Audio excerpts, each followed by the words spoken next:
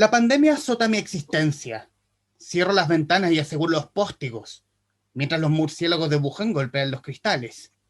Caravana de amigos muertos me visita y me ocupan la casa, y ocupan la casa. Cada uno tiene tantas cosas por contar que no me dejan dormir. Me acerco a ellos y es como asomarse a otros mundos. Sus presencias inquietantes me hacen pasar del miedo a la paranoia. A ratos creo estar loco y me digo, es bueno estar loco porque eso abre opciones insospechadas. Pienso en la ínsula barataria, de Cervantes. Un poeta muerto declama. Desde su boca salen palabras tiznadas que permanecen flotando en la atmósfera, enrarecida de mi estudio. Palabras vivientes que parecieran tener alas. El murciélago es un arma sin alma. Y eso es un pequeño extracto del libro que nos acontece en el tema que nos acontece hoy en este Traficantes de Cultura, que sale a ustedes a través de radiotouchtv.cl y a través de los fanpage de Mundo Películas, de Libro Show, Traficantes de Cultura, y que hoy nos reúne con con un escritor que, a pesar de la vasta carrera, yo empecé recién a descubrirlo y me gusta descubrir nuevos autores, por lo menos para mí. Les hablo de Teodoro Elsaca, autor de Huésped del Aire, Visiones desde la Pandemia, porque vamos a hablar de la pandemia, editado por HB Editores. Y aquí obviamente va a aparecer en pantalla completa nuestro amigo Teodoro, bienvenido. Gracias por aceptar la invitación y querer conversar acerca de este libro extrañamente poético. Y durante la conversación vamos a conversar de estas sensaciones que me trajo el libro. Bienvenido. Humberto, para mí es un tremendo placer poder compartir contigo y con todas las personas que te siguen y tal vez ser útil a nuestras búsquedas, ¿no? Uh-huh. Huésped del Aire. Uh-huh. Huésped del Aire, Visiones desde la Pandemia de HB Editores. Decir también que Teodoro Elsaca figura en esta conversación luego de una conversación que tuve con el amigo también Jaime Ales, que también nos presentó este libro, que es El Fulgores en la Penumbra, que lo reúne al mismo Jaime Ales, Teodoro Elsaca, Juan Eduardo Esquivel y Walter Garib, también de HB Editores. Las visiones desde la pandemia, sobre todo. Y esta es solamente una pequeña mención, y aquí quiero irme, Teodoro, a la idea del libro. Algo me dijo Jaime en la conversación que grabamos, pero obviamente esta es la pregunta que yo debo hacerle obviamente al autor. ¿Cómo nace la idea de este libro? Bueno, es una gran pregunta, no tan fácil de responder, pero que me agrada muchísimo. Yo estaba en marzo del año pasado, 2020, muy concentrado en otro libro absolutamente diferente que tiene que ver con mi cercanía al mar y al agua desde el origen, porque en algún ensayo y en algún poema también he dicho que fui parido a orillas de un río y los ríos van a dar al mar, como una metáfora también de Manrique y del siglo de oro español. Y estaba en esa instancia cuando me doy cuenta que comienzan a partir algunos amigos autores en diferentes partes del mundo. En Santiago me llegan noticias luego de Buenos Aires, otras de España, como el novelista Luis Sepúlveda, un viejo que leía novelas de amor.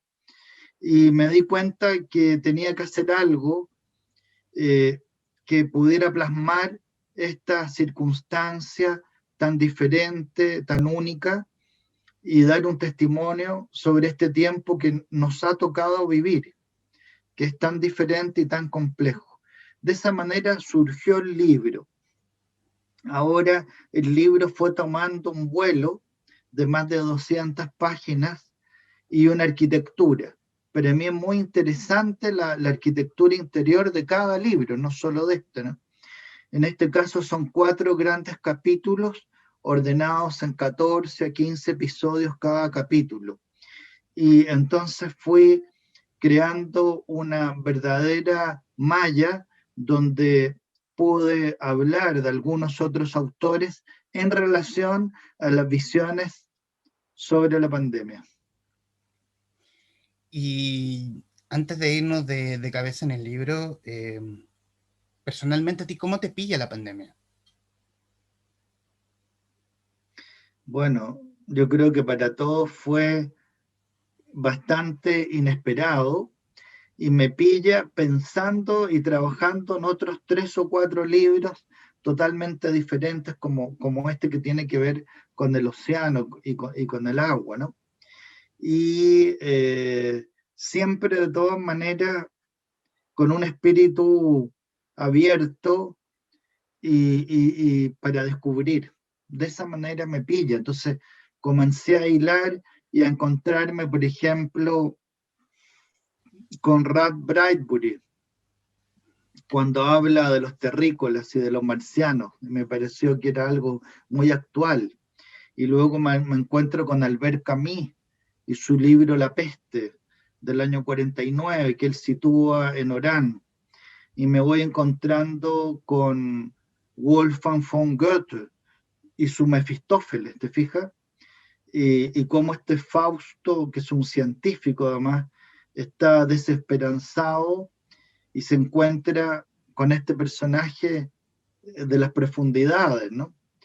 Y comienza a producirse este tejido como el hipertexto de muchas relaciones que en otros momentos uno no hizo y que se comenzaron a hilar en torno a una temática pandémica, pero desde una prosa poética. Es un ensayo en clave de prosa poética que además está cruzado por 9 poemas. O sea, hay ciertos capítulos o episodios que culminan en un poema que pareciera sintetizar el texto precedente. Quiero irme a la portada del libro, que yo creo que todos quienes tenemos una cierta, como la cultura pop general que tenemos todos, todos hemos visto esta imagen, todos hemos visto al doctor, Sí. a este médico veneciano, el doctor Pico de Roma, que si lo vemos en la actualidad, su figura no es muy distinta, solamente que hoy no es un pico de pájaro, sino una mascarilla con un filtro más o menos grandote, pero no es muy distinto al diseño de este médico veneciano. ¿Cómo tomas la figura? ¿Cómo tomas este médico veneciano de pandemias anteriores? Mira, este médico veneciano de pandemias anteriores está, como digo, en esta red totalmente vinculado con los médicos de hoy. ¿Te fijas? Ahí puedes ver el grabado de Paulus Fürst de 1566 y luego un médico actual. Y ambos están con la máscara y con un traje especial que repele a este virus. El traje del médico veneciano, y también se le ha llamado medieval, es de un cuero encerado para que no se pegue este bicho maligno. Y en este pico lleva una serie de especies aromáticas para poder resistir caminar por las calles y poder resistir el olor de los cadáveres, ¿no? Que es lo que vimos ahora en Ecuador, en Guayaquil, lo hemos visto en Nueva York, con los grandes contenedores de cadáveres en las calles, en Manhattan, en Brasil también. Y por otra parte lleva este bastón para alejar a estos enfermos que lo acosan en las calles, ¿no? Eh, hay una metáfora, hay una similitud, hay una conexión increíble entre ambos. Y me fasciné cuando descubrí que para allá iba la portada. Ahora, ¿quién la propuso? Es nuestro amigo diseñador Henry Chicago, que es un profesional excelente, y con él dialogamos bastante sobre las posibilidades eh, de poner aquí al médico veneciano. Teodoro, irme tomar la figura de la muerte. Hay algunos extractos del libro donde mencionas como la figura de la muerte y también la figura de del ser humano como tal que no le teme a la muerte, o que este virus chino lo ve tan lejano que no va a llegar, no va a llegar hasta que se le ocurrió cruzar continentes y tomando lo que dijo alguna vez algún ministro de salud, no se volvió buena persona y bueno, nos tienen una pandemia que ha durado casi más de un año. Es impresionante la figura de la muerte, el encuentro y el diálogo con las parcas. Están varios episodios. Incluso cito a Heidegger, que decía que la autenticidad consiste en ser correctamente hacia la muerte, sin esconderla. Y luego digo, aquí en estos viejos hospitales carcomidos por la angustia que socava el alma, surgen las eternas preguntas cuyas respuestas todos buscamos. Yo entré a los hospitales y estuve al interior de esas pesadillas, ¿no?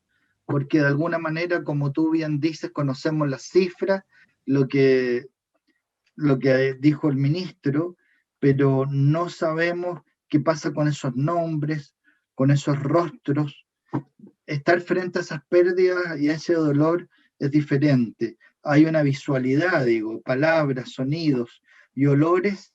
Ahí está el pico del médico veneciano, ¿ves tú? Los olores que acompañan la muerte, pabellones del tormento, crepitaciones bajo la amenazante espada de Damocles, referida por el historiador Timeo de Tauromenio en la corte de Dionisio. Estar aquí en medio de galenos derrotados y enfermos agonizantes es visitar un lugar sin esperanza. Se replican a modo, hablo del virus, que se replica a modo de matrioska rusa. En su interior alberga un nuevo virus y este a su vez otro, hasta el infinito. Mira, leí algunas líneas saltadas, ¿no? De un episodio que se llama Al interior de las pesadillas. Lo abrí un poquito al azar, pero ahí está, ¿no? Y ahí en el comienzo del libro también la necesidad de hablar de los muertos y que los muertos a su vez hablen respecto de lo que ha pasado. No los muertos Sí. solo de esta pandemia, sino de las pandemias a nivel históricos. Eh, y que al final de cuentas también tenemos un punto muy distinto de la pandemia que puede ser la peste bubónica del año 1300 a lo que estamos viviendo hoy, que hoy si bien estamos más alejados físicamente, pero estamos más cerca a través de medios como Zoom, como nos estamos comunicando en este momento. Sí, bueno, justamente hablo bastante de la peste negra o peste bubónica, que son dos maneras de mencionarla, y hacia 1348, toda la época de Giovanni Boccaccio con el Decamerón, y cómo él construye 100 cuentos en base a esta historia, y en algunos de ellos pone a una protagonista que era su amante, ¿no? De Aquino, él cambia el nombre. Pero también está en esa época el Dante Alighieri, con la Beatrice Portinari, en esa misma época, en esa misma peste, y también está Francesco Petrarca, que hace este gran cancionero a Laura de Noves, que justamente ella muere en plena pandemia, ¿no? Hablo mucho de la mirada en esa parte, de los ojos que para el Oriente, para el cercano Oriente, para el mundo árabe, son el espejo del alma, porque él entra un Viernes Santo a la catedral y cruza su mirada con Laura de Noves y queda enamorado de ella hasta la partida, hasta siempre, ¿no? Este cancionero además lleva más de 366 poemas, o sea, él está pensando en los días del año. y lo sigue escribiendo después de que Laura Danoven muere. Ella muere en la peste y él sigue escribiendo sobre ella. Es tremendo la marca que nos ha dejado, ¿no? Y en estas partidas, por ejemplo, tenemos a nuestro amigo y premio nacional Efraín Barquero, poeta y diplomático, que vivió en México, en Cuba, especialmente en Francia. Alcanzó a estar en la China de Mao hacia 1862. Y yo fui muy cercano a Efraín Barquero, lo visité varias veces en Marsella, en su casa, cerca del mar en Francia. Y entonces también, paralelo a este libro, y hay una semblanza a Barquero al interior, y también fuera del libro, hizo un ensayo sobre Barquero que está publicando ahora en la Universidad del Biobío. Mira, no quise poner una de las fotografías con Barquero por puro pudor, pero quise sí poner una de las dedicatorias, que no sé si la voy a encontrar acá, por lo que él dice, ¿no? Estábamos en el Lancelot ahí está con su fecha y su firma, ¿no? Que es la antología, la única antología que existe, la que hizo el año 2000 y la dedicatoria de ese mismo año. O sea, salió la antología y él me la obsequió y dice: para el amigo y poeta Teodoro Elzaca, recordando tantos amigos inolvidables. O sea, ya el 2000 estábamos también recordando a otros que habían estado antes. Recordamos a Humberto Díaz Casanueva, con quien yo compartí y lo recibí en Barcelona y en París, a Díaz Casanueva, caminamos las calles, fuimos anticuarios, etcétera, ¿no? Estuvimos con Martín Cerda, con el amigo y filósofo inolvidable de sus talleres, que alguna vez nos habló de Denis Diderot como si hubiera estado en su casa ayer en la tarde, cuando Diderot es del siglo XVIII. Entonces, tal vez Martín Cerda era el que más sabía sobre algunos filósofos franceses como Diderot en Chile. Entonces, quise también, paralelamente en este tejido, ir incorporando algunos pequeños homenajes en cierto capítulo, especialmente en el segundo y tercer capítulo, no en cualquier parte, digamos, está, ¿no es cierto?, encajado de una manera que te produce te va arrastrando esta literatura, te lleva en algún momento al borde del abismo también, ¿no? Tomando algo de lo que de lo que escribiste de la semblanza a Efraín Barquero, donde menciona que el oficio del escritor o poeta es como la de un monje monástico. Yo también lo asociaría también como un artesano de la palabra. ¿Tú qué crees? ¿Lo crees así? Sí, absolutamente, es el orfebre que está martillando el metal y tratando de encontrar la aleación precisa, la palabra exacta. Y hay un momento en que hablo de esta palabra exacta para hacer un paralelo con la época de Madame Bovary, de Flaubert. Esa parte también, mira, no sé, porque me cuesta encontrar, pero a ver si encuentro la parte donde digo que busco la palabra exacta, fíjate. Bueno, en fin, pero eso es.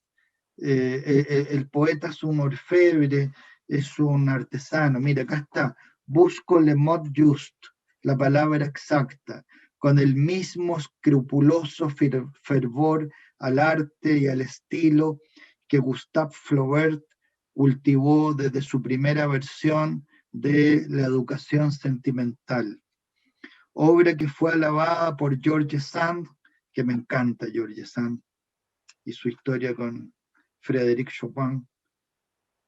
y Henry James. Enamorado de la poeta Louise Colette, permaneció epistolar y distante, recluido en Croisset.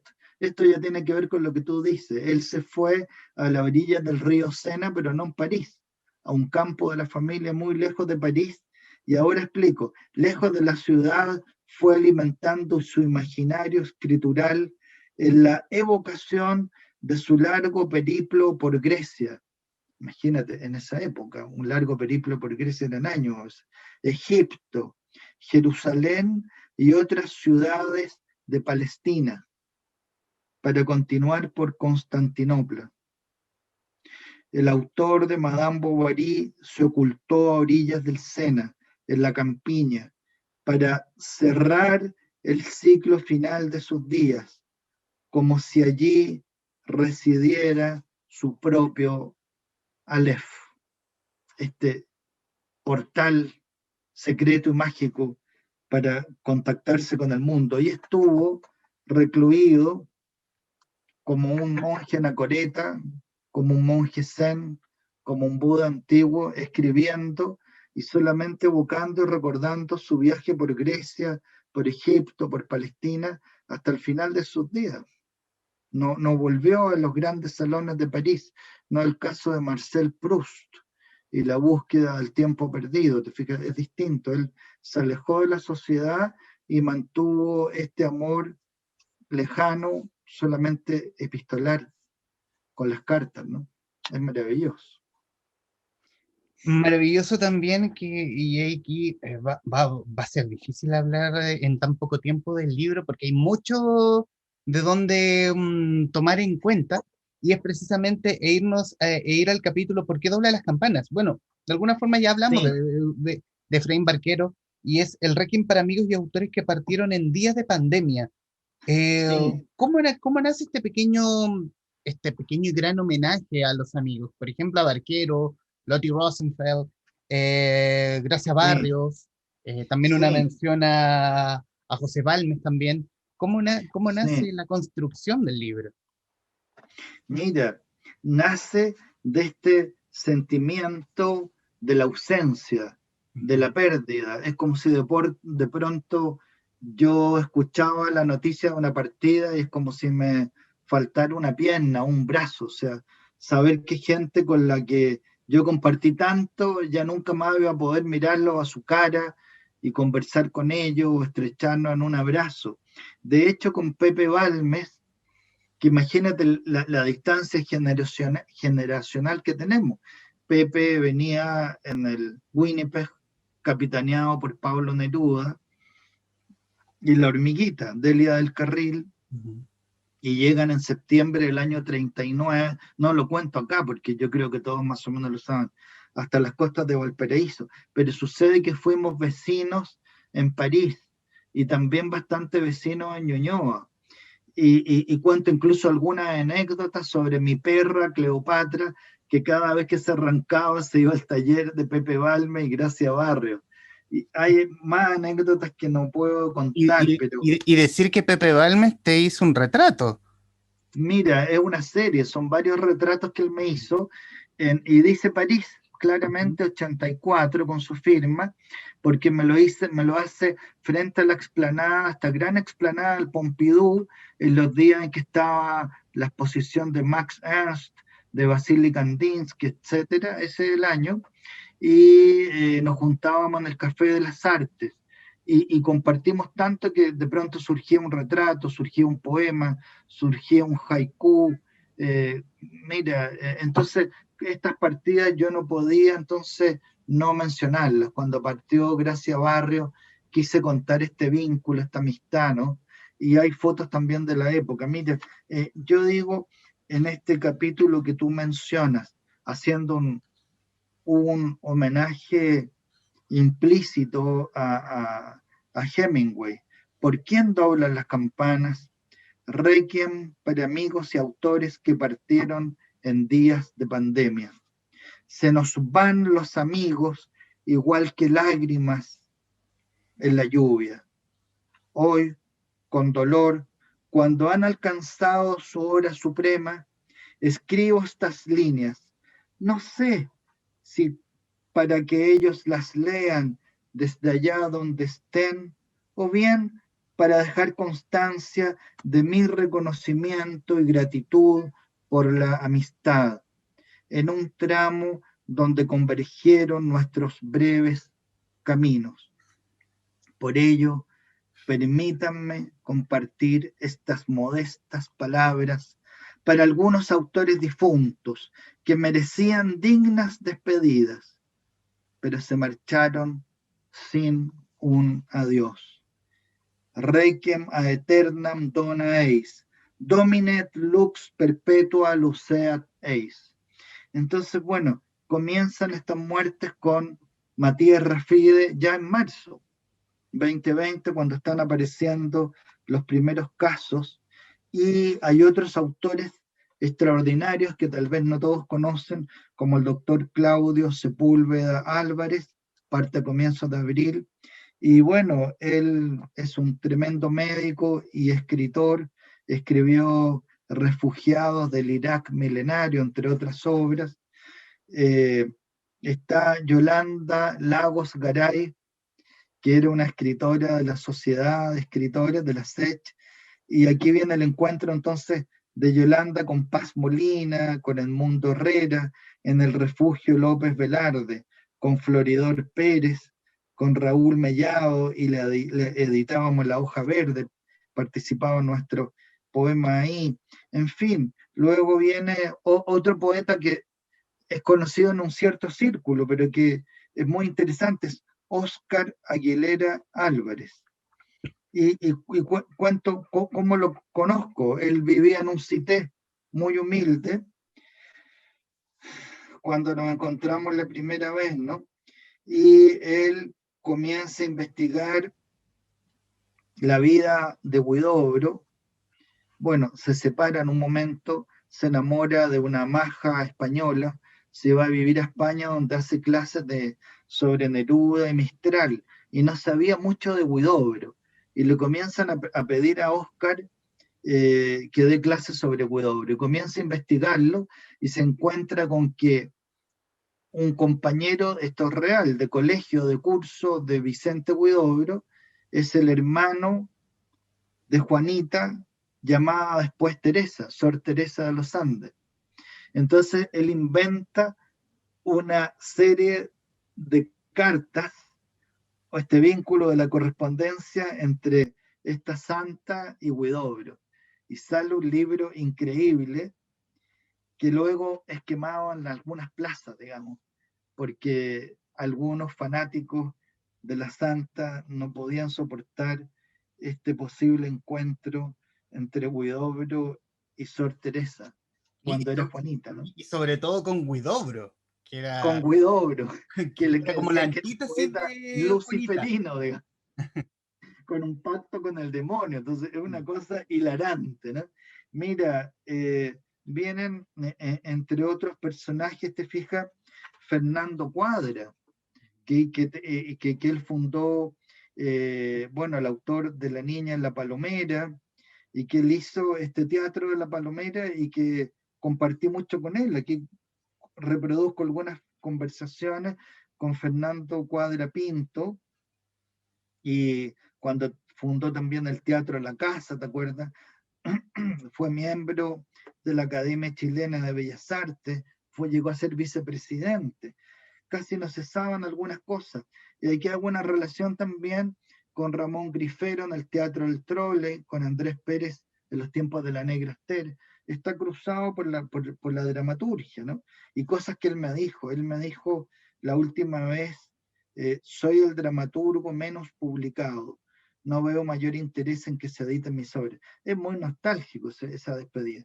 Luego tú tienes a Carlos René Ibacache, un gran autor de la zona de Concepción, que igual que Gonzalo Rojas y otros grandes, se enamoró de Chillán, la tierra natal de Marta Colvin, de Rau, de Ramón Binay, de la saga de los Parras, y se queda a vivir para siempre en Chillán, donde hace la revista Cauce Cultural, y también perteneció a la Academia Chilena de la Lengua en este caso. Luego tienes un personaje entrañable que es Víctor Hugo Bustamante, que es uno de los fundadores de la cofradía hermética Les Enfants Terribles, que es el gran grupo literario y poético actual en Valparaíso, digamos, y que siempre han estado mirando un poco hacia André Breton, hacia los surrealistas, ¿no? Hacia Lautréamont y los cantos de Maldoror, y él creó todo un mundo onírico en torno a una investigación ritualista y condujo estos destinos de esta cofradía hermética, donde también participan bueno, Juan Antonio Westbe, Eduardo Embry, Antonio Watterson, otros amigos poetas que yo creo que ustedes conocen. Entonces cuento cómo tenemos una especie de flaner bodelariano en torno a la Plaza Aníbal Pinto de Valparaíso. Yo tenía ahí mi taller de las artes, donde por años oficié las tertulias en el Cerro Alegre, ¿no? Entonces bajábamos al Café Riquet, que tiene su homólogo en Leipzig, en Alemania, el Club Alemán, la Moneda de Oro, el Hamburgo, donde solíamos ver a Miguel Serrano, el autor de Ni por mar ni por tierra, rodeado de periodistas y poetas jóvenes en medio de la fumarola, el fumado uno habano, y el debate que tanta falta hace hoy. Y bueno, te fijas, se van armando acá esta trama, aparecen poetas de Buenos Aires, de México, de España, ¿no? En este capítulo que es muy entrañable. Acá está también Paulo de Yolí, que es el Luis XIV, que todos conocen. Eh, en fin, Pablo Guíñez, que es del grupo literario La Fraternidad del Agua, que nació en Lumaco, que también es del sur, como sigue un poco a los inicios, bueno, es compañero de curso prácticamente en el pedagógico con Efraín Barquero, con Rolando Cárdenas y con Jorge Telier. Los cuatro son hacen cabeza casi en la generación del 50 en esa época. Entonces he querido hacer un esfuerzo humildemente para tratar de que no sean olvidados y que no se pierda este legado extraordinario de cada uno de ellos, ¿no? Vivimos en un país que todos llaman país de poetas, pero es bastante ingrato con los poetas. Los poetas en general no tenemos mucha figuración social, ¿me entiendes? No hay un estatus como puede haber con otros oficios o profesiones. Y muchos amigos poetas han muerto y yo he visto que se pierden su obra, sus bibliotecas, y pocos años después ya ni siquiera se mencionan. Y es para mí es como un dolor, fíjate. Siempre creo que, mira, me influyó mucho cuando estuve en mi segundo viaje grande en La Habana. Me invitaron a la casa del gran poeta cubano José Martí, una casa antigua con columnas. Bueno, hay que partir diciendo que él murió en 1895, o sea, muere antes que naciera Borges, o Huidobro, o Pablo de Roca, o Neruda, ¿me entiendes? Está lejos, pero entro a esta casa, hoy transformada en un gran centro cultural, y me impacto con dos palabras que dice Martí en un hall donde hay una placa. Y las palabras, yo era muy joven, estaba invitado a inaugurar un festival en La Habana. Y la placa dice, honrar, honra. Y eso me quedó grabado en el alma. O sea, cómo de alguna manera cuando Humberto Castillo crea este canal para hablar con Jaime Ales o con Teodoro Elzaca o con otros autores, de alguna manera ese honrar y dar a conocer y poner en valor también te honra a ti mismo, hace una honra a ti mismo. Y me hizo un sentido interior y que yo ya lo tenía de una manera natural, pero sintetizado en estas dos palabras me influyó muchísimo, fue como una impronta más en mi camino, ¿no? Hay otras improntas que me dijo Rafael Alberti en Madrid, otras que me dijo Gonzalo Rojas, pero no sé si vamos a poder hablar de todo eso. No están en este libro, están en otros anteriores, ¿no? Antes, En este hablo de Alberti, pero este es del 2005, con prólogo gigante de Gastón Sublet en mi libro sobre el Amazonas. Y bueno, ahí están Rafael Alberti y Roberto Mata presentándome en el Círculo de Bellas Artes, ¿no? Entonces, luego la foto la tomé yo mismo, mientras ellos me presentaban con una gran dedicatoria que me hace a Teodoro Alzaca, Rafael Alberti, 1986. Mira, ya tiene como 35, 36 años esa dedicatoria. Entonces, todo ese mundo me influyó muchísimo. El encuentro con gigantes como Damaso Alonso, por ejemplo, hablando del misterio de la poesía y de San Juan de la Cruz. Y cómo luego ellos me invitan, este mismo año, a propósito del 86, a conmemorar los 50 años del asesinato de García Lorca. Y están en la testera Alberti, Rosas Chacel, Damaso Alonso. Yo estaba en las primeras filas, nada menos que con Roque Esteban Escarpa, que era el presidente en esa época de la Academia Chilena de la Lengua y había sido el director de la Biblioteca Nacional. Y tengo fotos de la época con ellos, ¿no? Y, y estos personajes hablan de Lorca como que de pronto se va a abrir una puerta en el salón y va a entrar caminando Lorca. Entonces, ese honrar honra, ese vivir. Mira, digo en alguna parte del libro que vivo con los muertos, ¿no? Que ellos entran en mi espacio, entran en mi escritorio. Teodoro, está difícil, podríamos hablar, podríamos estar aquí mucho rato, pero antes de que obviamente se nos vaya, Sí. hablar de este libro, del Huésped del Aire, libro que aún no ha sido lanzado, pero que tiene su fecha de presentación este próximo sábado 29 de mayo, a las 17 Sí. horas en una conexión vía Zoom, tal cual lo estamos haciendo nosotros. Sí. Sí, mira, te voy a contar lo que pasa, cómo ellos vienen, de alguna manera, me visitan.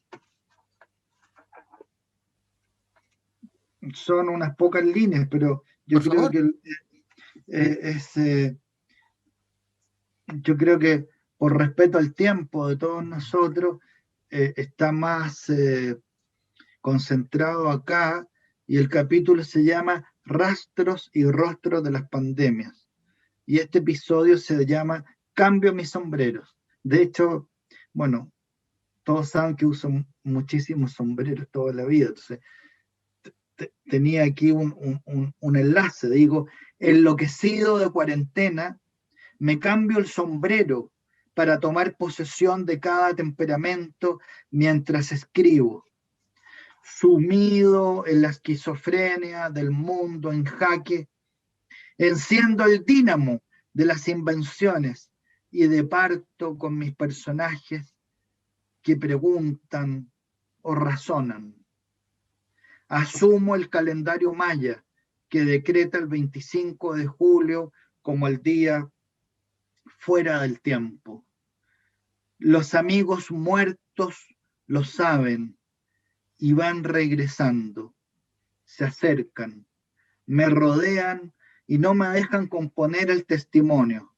Entran por cualquier parte. Mis muertos circulares del más allá y del más acá no necesitan tocar a la puerta, atraviesan las paredes, debaten alegres, ríen en el socrático volcán y con entusiasmo beben mi vino hasta el amanecer. Esta noche mi casa es un portal. Yo creo que aquí tenemos la mejor invitación para la presentación virtual que tendrá esta próxima semana el Huésped del Aire.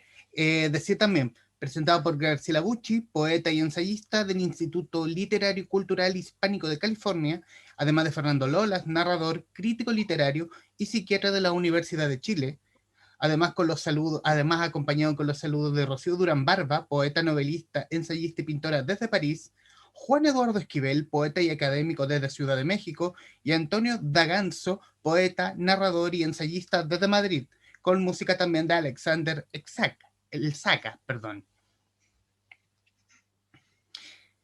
Y Teodoro, y ya en los minutos finales.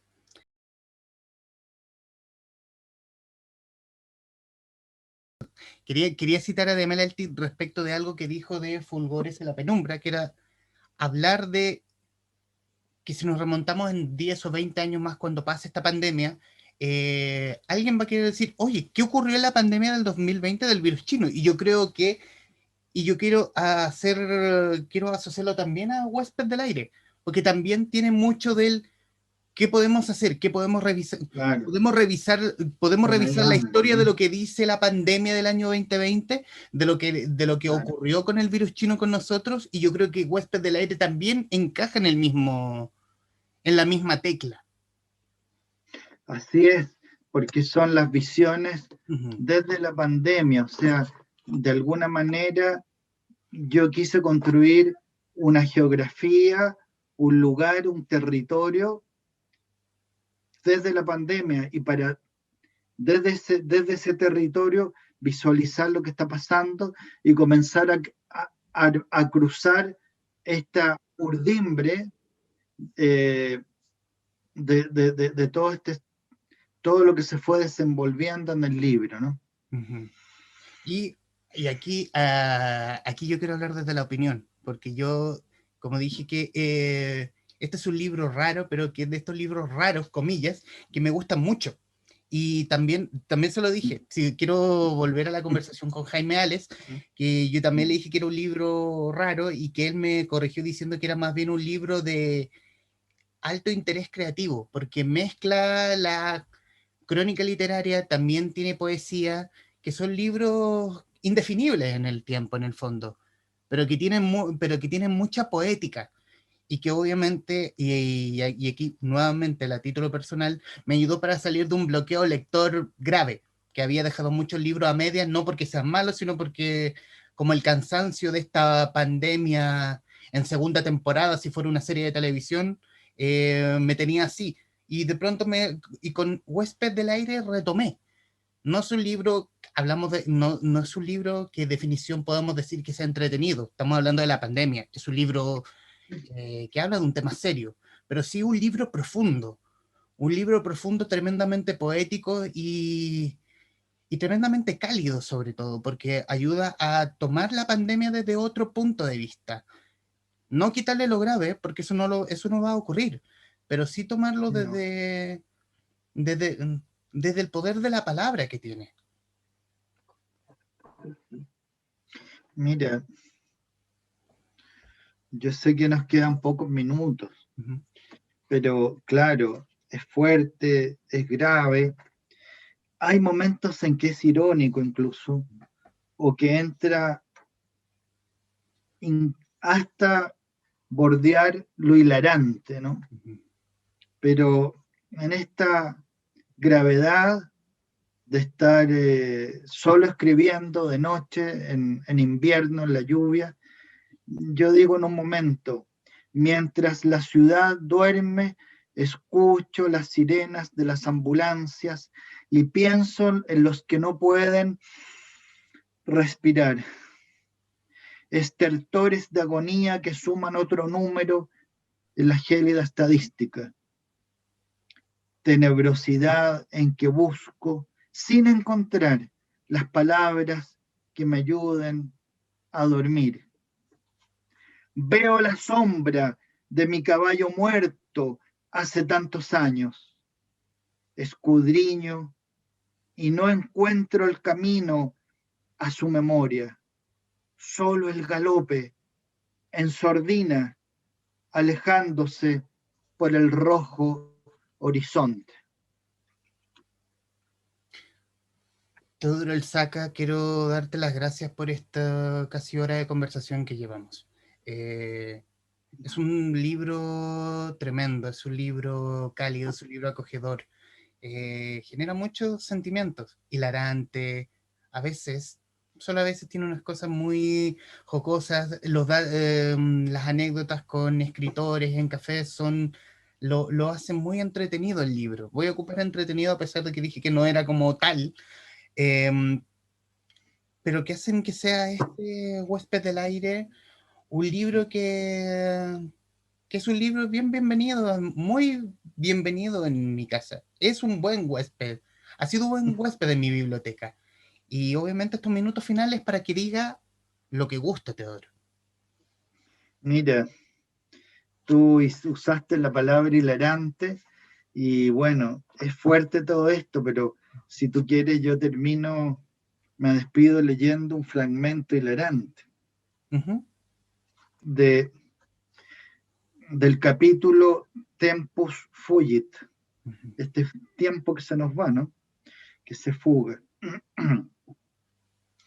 Estoy conectado a Zoom y desde Madrid me dan instrucciones para mantenerme inexpugnable al ataque del vampiro, que ruge hambriento de carne trémula, escoria de los sueños que destroza a mordeduras, hematomas y crepitaciones del fuego, incinerador de los cuerpos, tempus fugit.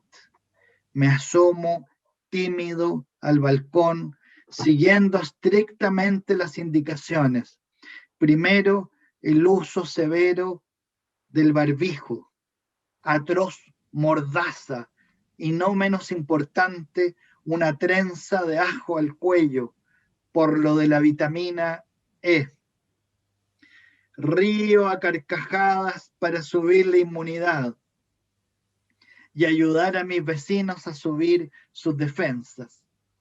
A la distancia, ellos también ríen a carcajadas. No sé si es por lo del ajo. Bueno, está esto tragicómico, esto poderoso del encuentro con el otro, con la muerte, la convivencia. Hay un episodio entero donde hay un diálogo con la muerte al borde del abismo y cómo su risa estentoria atraviesa esta oquedad y es un eco que me retumba, ¿no? Y la muerte me pregunta, bueno, ¿y cómo tú quieres morir? Y yo le digo, quiero morir viejo y luchando, le digo. Y yo creo que quedarnos con eso. Teodoro Elzaca, autor de Gracias, Huésped del Aire, editado por HB Editores. Teodoro, muchísimas gracias. Estaremos atentos al lanzamiento y a lo que venga. Suerte con todo. hago un brindis por ustedes y por todos los muertos que se ha llevado la pandemia. Salud. Salud y mis respetos hacia ellos. Y a ustedes que nos están viendo, gracias y nos veremos en cualquier momento. Adiós. Adiós.